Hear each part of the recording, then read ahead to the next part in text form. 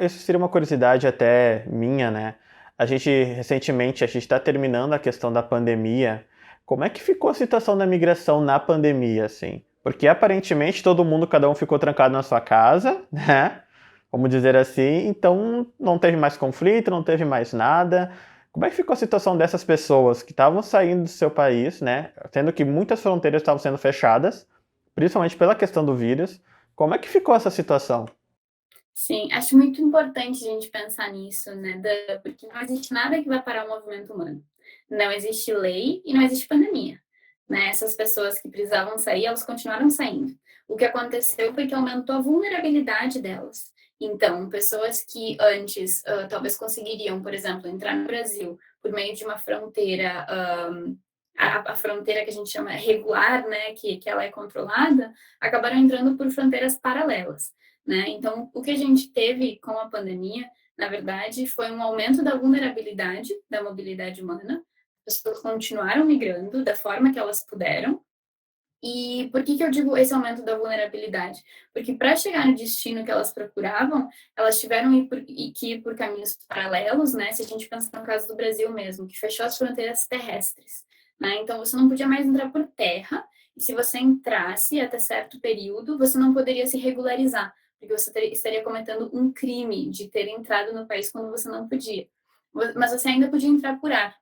Então você podia entrar se chegasse de avião, mas não podia se chegasse de ônibus, caminhando, de carro, né? Então a gente aí já vê uma segregação, né? De que a gente sabe que não é todo mundo que tem o poder aquisitivo de chegar no Brasil de avião, se a Uhum. gente pensar nos países que a gente faz fronteira.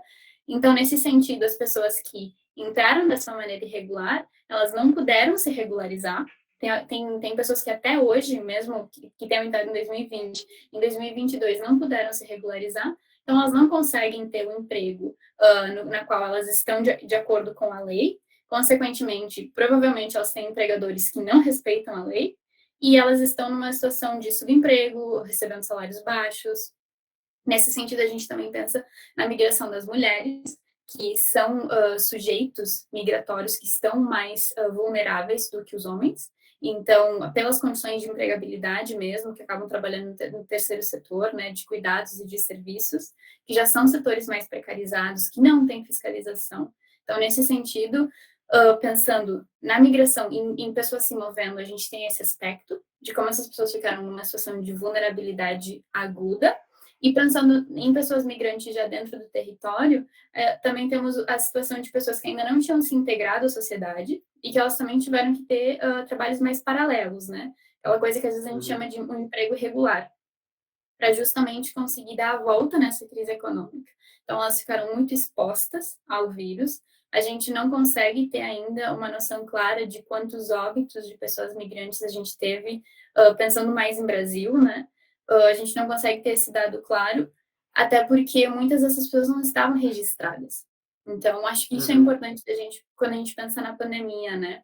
E na migração, mesmo com um vírus mortal, que fazia o fato da gente circular, a gente podia perder a nossa vida por causa disso, isso não fez as pessoas pararem, né? Acho que esse é Sim. o ponto do também a gente pensar o desespero, né? A pessoa quer Sim. tanto, ela E é, precisa e tanto. é muito triste tu parar pra pensar que você perdeu a sua cultura quando você sai do seu país, vamos dizer assim, perdeu a sua casa, e daí quando tu chega num país, como tu falou, não há registro, tu perde a tua identidade.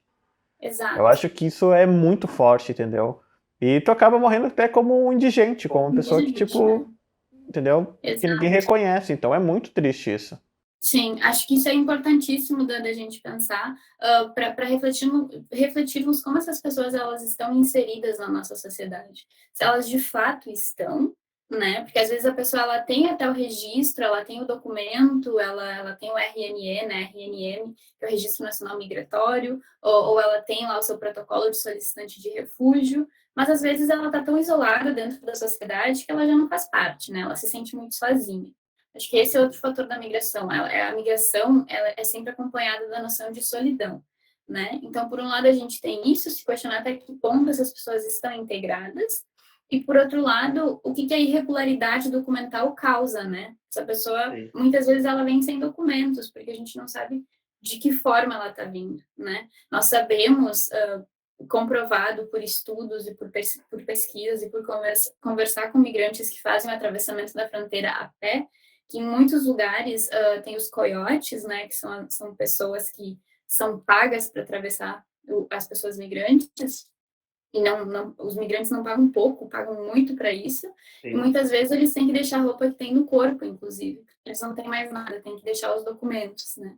Às vezes é o caso de uma pessoa fugindo de uma situação de exploração trabalhista, exploração sexual, que o empregador tem lá os seus documentos com ele, não deixa essa pessoa ter acesso aos próprios documentos para que ela possa sair. Muitas vezes ela está fugindo, ela não tem nada, né? Ela não tem nem como pedir um documento porque ela está chegando em um país estrangeiro sem ter nenhum documento. E é muito irônico, né? Porque é um papel, né, um plástico, qualquer coisa, mas é quem nos identifica, quem nos dá um valor de que nós realmente existimos.